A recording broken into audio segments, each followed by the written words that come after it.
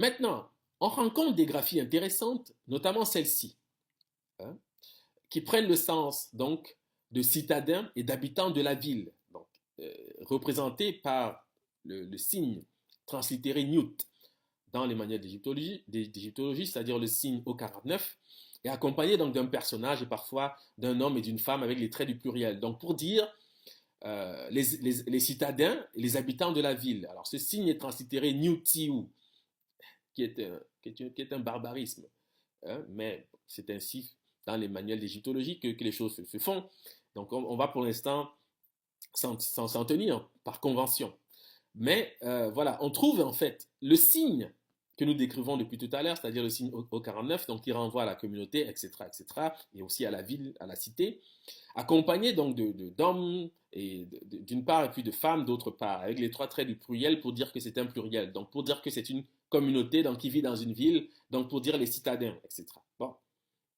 Maintenant, je vais vous demander d'être attentif parce que nous allons découvrir finalement quelque chose d'extraordinaire, tout simplement. Le Swahili Pandé, lieu. Le Sukuma Ipande, le lieu, la place, l'endroit. Le Tuki Pando, le lieu, la place. Et le Rufiji Pandu, le lieu, la place, sont des variantes du Kibondei, Panda, croisement. Donc cette première phrase permet de vérifier que nous sommes toujours dans le même registre, celui de la croix amenée par le signe O49. Ensuite, le Rufiji, Pandu, lieu, place, est la variante du Rwanga, du Rungwa, à Pantu, lieu, place, endroit. Ce n'est qu'une variante phonétique, puisque le D devient un T. Ok? Je reprends.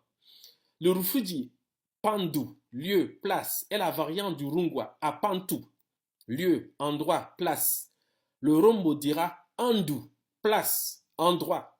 Le Shubi, Ahantu, lieu, place, endroit. Le Vinza, Ahantu, lieu, place, endroit, qui seront des variantes phonétiques du Kinyarwanda à Bantu, les hommes, de l'Herero à Bandu, les hommes, du Kikongo, Bantu, les hommes, et du Mongo, Banto, les hommes. Le Zoulou propose à Bantu, gens, peuple, citoyenneté. Le Tswana, Batu, peuple ou nation. Le Chiluba, Buntu, peuple, nation, humanité. Le singulier du Kikongo, Bantu, les hommes, est Muntu, homme, ce qui donnera à l'être humain des traditions éthiopiennes d'être défini par la notion de communauté, de ville ou de cité. Il est le produit de la civilisation et non un produit physiologique, comme le prétend la paléontologie, puisque la paléontologie a amené le processus d'hominisation pour dire que nous descendons du singe, ce qui n'a jamais été une question pour nos ancêtres, puisque nous avons des cosmogonies pour expliquer la naissance de l'humanité. Pourquoi les cosmogonies? Parce que la cosmogonie situe déjà l'homme dans un processus de civilisation. Ok?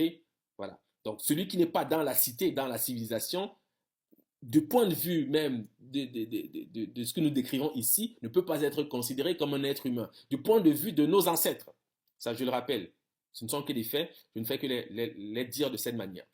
Motif pour lequel nous rappellerons que l'homme n'est pas un produit physiologique, mais le produit de la civilisation. Donc, la graphique que je présente ici se lit Bantu en vertu de ce que je viens de rappeler. Mais en égyptologie, le sens retenu est citadin habitant de la ville. C'est-à-dire que le mot bantou, c'est le terme générique pour désigner les hommes dans la cuvette congolaise, dans la cuvette éthiopienne. Autrement dit, l'homme est d'abord un produit de la civilisation, c'est-à-dire du lieu organisé. C'est ce que cela veut dire en fait. Okay? On ne conçoit pas l'humanité en dehors de ce fait, au sein des traditions éthiopiennes. Et voilà l'origine en fait de ce mot bantou que nous utilisons aujourd'hui donc pour se définir. Et puis l'ethnographie coloniale en a fait des sémi-bantous, c'est vraiment, bon. Je reprends. Le Swahili Pandé, lieu, le Sukuma Ipande, lieu, place, le Tuki Pando, lieu, place, le Rufiji Pandu, lieu, place, sont des variantes du Kibondei Panda, croisement. Le Rufiji Pandu, lieu, place, est la variante du Rungwa à Pantu, lieu, endroit, place. Un thème amené par le signe O49 qui paraît donc dans la graphie que je représente ici. Bon. Le rombo dira Andu, place, endroit. Le shubi, Arantu, lieu, place. Le vinza, Arantu, lieu, place, qui seront des variantes phonétiques du Kinyarwanda, Abantu, les hommes, de l'Herero, Abandu, les hommes, du Kikongo, Bantu, les hommes, ou du Manga, Banto, les hommes. Le Zoulou propose Abantu, genre, peuple, citoyenneté. Le Tswana, Batu, peuple ou nation. Le Chiluba, Buntu, peuple, nation, humanité. Le singulier du Kikongo, Bantu, les hommes, est Muntu, c'est-à-dire l'homme. Ce qui donnera à l'être humain des traditions éthiopiennes d'être défini par la notion de communauté, de ville ou de cité. Il est le produit de la civilisation, motif pour lequel nous rappellerons que l'homme n'est pas un produit physiologique, mais le produit de la civilisation. Voilà. Les graphistes Sio, que je représente ici, se liront Buntu, Bantu, Abantu, traduisant invariablement citoyen, homme, peuple au sein des langues de la cuvette éthiopienne. Cette lecture est amenée par le signe O49 décrivant une place, un lieu nommé Apantu en Rungwa, Pandu en Rufiji. Les signes d'Ebele proposent Ubuntu, humanité, nature humaine. Voilà. Donc c'est de cette manière que nos ancêtres en fait ont défini la question de l'humanité. Donc l'homme ne se conçoit pas en dehors de la cité, en dehors d'une origine, en dehors d'un village. Voilà. Et naturellement, tout ceci est en relation immédiate avec la question de la sédentarisation, puisque le village suppose d'être sédentarisé. Voilà. Donc c'est un peu comme ça, finalement, qu'il faut comprendre le terme bantou, car ici nous trouvons en fait l'origine de ce mot. Voilà.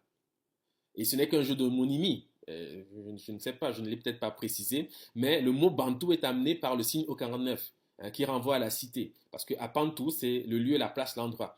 Donc ce n'est qu'une relation d'homonymie. Et comme je le rappelle depuis quelques mois maintenant, le système hiéroglyphique est fondé sur un système d'homonymie. Voilà, donc c'est le lexique éthiopien qui permet de soutenir en fait cette écriture.